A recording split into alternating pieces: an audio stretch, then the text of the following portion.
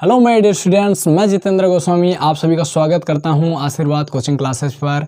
साथियों, आज की इस वीडियो में आप सभी सीखने वाले हो साबुन और डिटर्जेंट के बारे में। आप सभी जानते हो UP board examination high school में जो साबुन के बारे में लगभग हर बार क्वेश्चन पेपर में आता ही है। ठीक है, हर बार क्वेश्चन पेपर में आप सभी को साबुन के बारे में क्वेश्चन देखने को मिलेगा, जैसे कि साबुनीकरण क्या है, साबुन के कार्य या फिर साबुन की निर्माण विधि। ये सारी चीज़ें आप सभी के UP board examination high school में लगभग हर साल पूछे जाता है इस प्रकार का क्वेश्चन।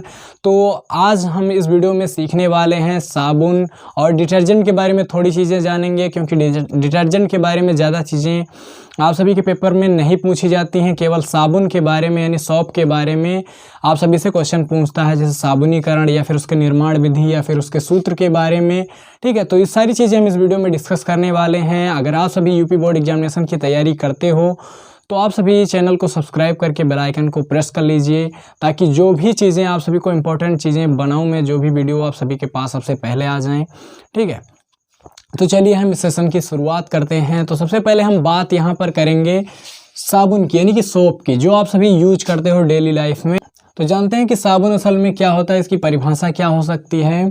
तो उच्च अणुभार वाले कार्बोक्सिलिक अम्लों के सोडियम तथा पोटेशियम लवण या फिर साल्ट को साबुन कहते हैं। क्या कहते हैं? साबुन कहेंगे। ठीक है, उच्च अणुभार वाले, यहाँ पर आप सभी कार्बोक्सिलिक एसिड कर लीजिए। ठीक है, कार्बोक्सी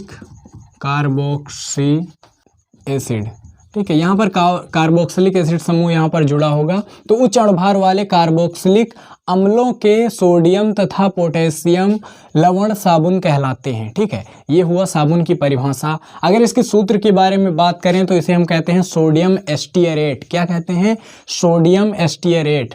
देखिए यहाँ पर आपको C17S35COONA, ठीक है, इसको हम कहेंगे सोडियम एस्टियरेट, या इसी चीज़ को हम साबुन या सॉप कहते हैं। ठीक है, इसको आप सभी याद रखिए, सोडियम एस्टियरेट होता है साबुन का सूत्र। अगर हम बात करें, यहाँ पर हमने लिखा है अपमार्जक यानी डिटर्जेंट्स क्या होते हैं। तो ठीक जैसे इन साबुन का निर्माण होता है वैसे डिटर्जेंट्स का निर्माण होता है। ठीक, परिभाषा क्या हो सकती है? लंबी श्रृंखला वाले कार्बोक्सिलिक अम्लों के अमोनियम अथवा सल्फोनेट लवण या साल्ट को अपमार्जक कहते हैं। अब यहाँ पर साल्ट क्या होता है? साल्ट क्या होता है? अम्ल और क्षार की उदासीनीकरण अभिक्रिया को हम कहेंगे सॉल्ट। अगर हम सफाई कार्य की बात करें, ठीक है, तो सफाई कार्य में जो होगा साबुन की अपेक्षा डिटर्जेंट जो होता है ये ज़्यादा प्रभावी होता है।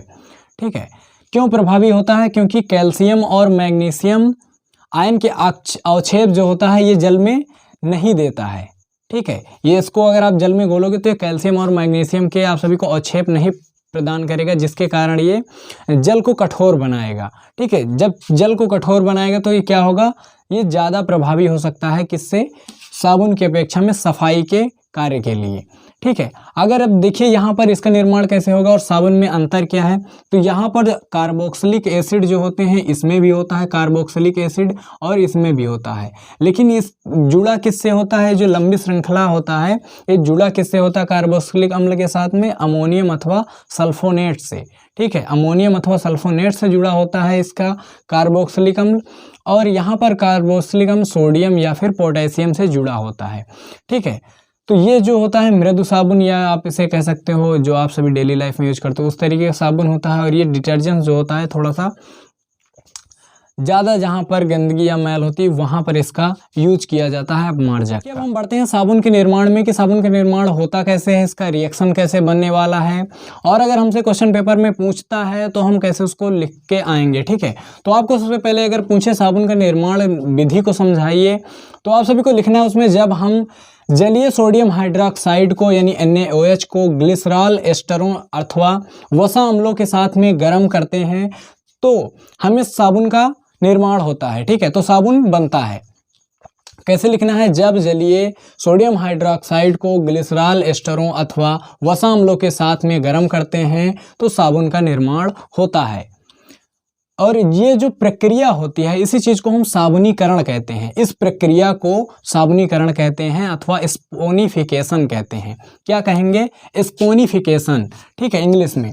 और इसका अगर आप सभी रिएक्शन लिखना चाहो तो इस तरीके से इसका शॉर्टकट रिएक्शन होता है। अगर बिना सूत्र के लिखो तो वसा यानी कि यहाँ पर होंगे वसा अम्ल यानी कि ग्लिसरॉल के एस्टर होंगे, ठीक है, ग्लिसरॉल के एस्टर होंगे, ठीक है। और साथ में हम अगर सोडियम हाइड्रोक्साइड को मिलाएंगे, इन दोनों को साथ में गर्म करेंगे, ठीक है, तो हमें मिलेगा साबुन और ग्लिसरॉल अवक्षेप के रूप में हमें प्राप्त होता है, ठीक है। कैसे साबुन का निर्माण कैसे होता है? जब हम सोडियम हाइड्रोक्साइड को यानी कि NaOH को वसा अम्लों अथवा ग्लिसरॉल एस्टरों के साथ में गर्म करते हैं तो हमें साबुन और ग्लिसरॉल अवक्षेप के रूप में, ग्लिसरॉल कैसे मिलेगा? अवक्षेप के रूप में मिलेगा और साथ में साबुन हमें प्राप्त होगा, ठीक है। अब इसी चीज को हम सूत्र के माध्यम से समझते हैं कि वसा इसमें कैसा होगा। ये जो ग्लिसरॉल एस्टर लिख रखा है सर ये क्या है? तो इस तरीके का सूत्र आप सभी ने पढ़ा होगा, जैसे कि होता है CH2COO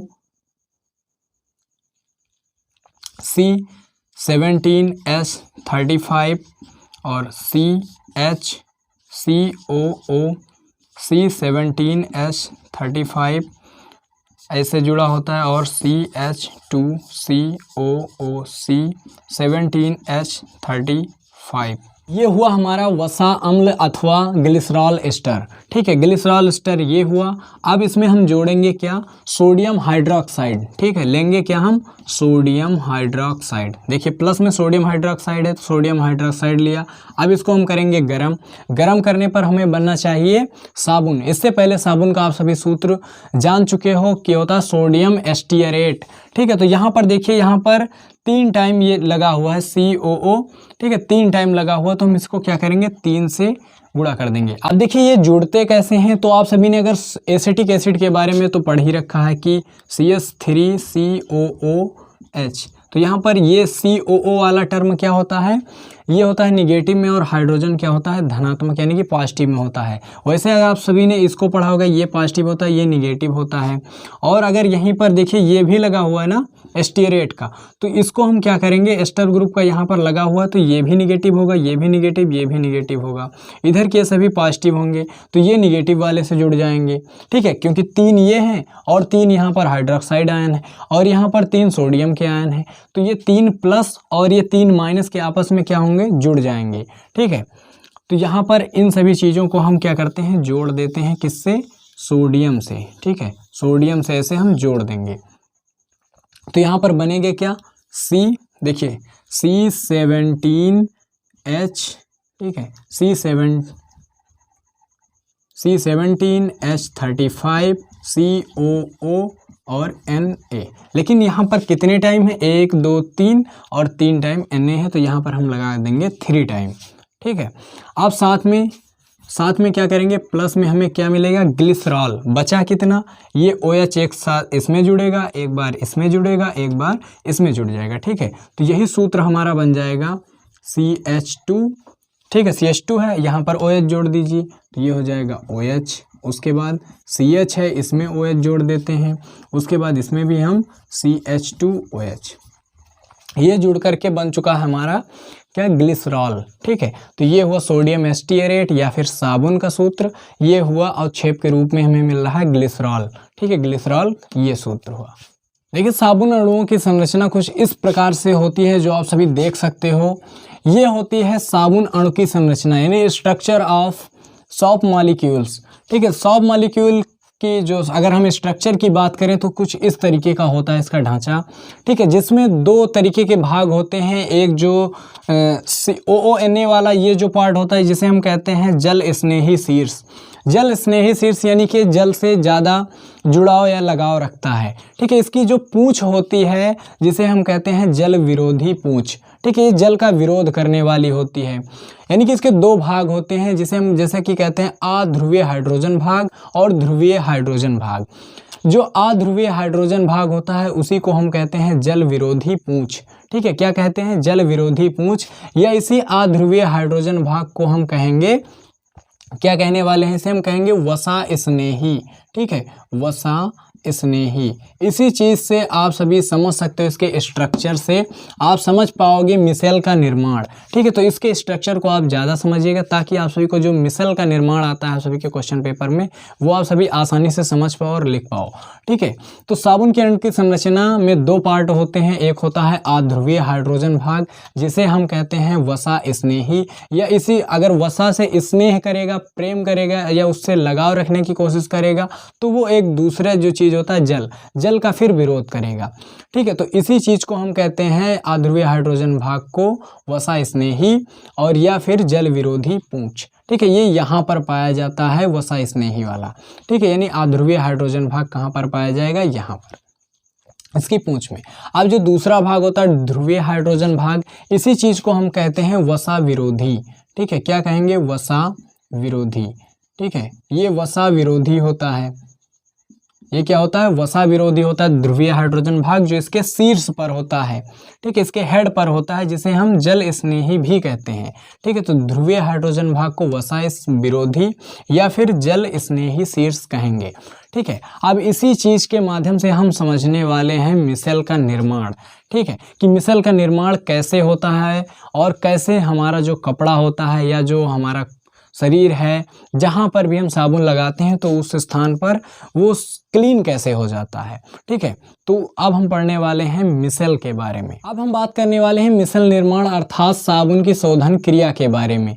जब हम साबुन को जल में घोलते हैं तो यह जल में निलंबित रहता है जिससे साबुन अणु परस्पर इकट्ठे होकर गोलाकार साबुन का मिसेल बनाता है। जैसे जो झाग बनता है ना, उसको आपने देखा है। ठीक वही चीज़ ये जो आप सभी के सामने चित्र है वो वही है।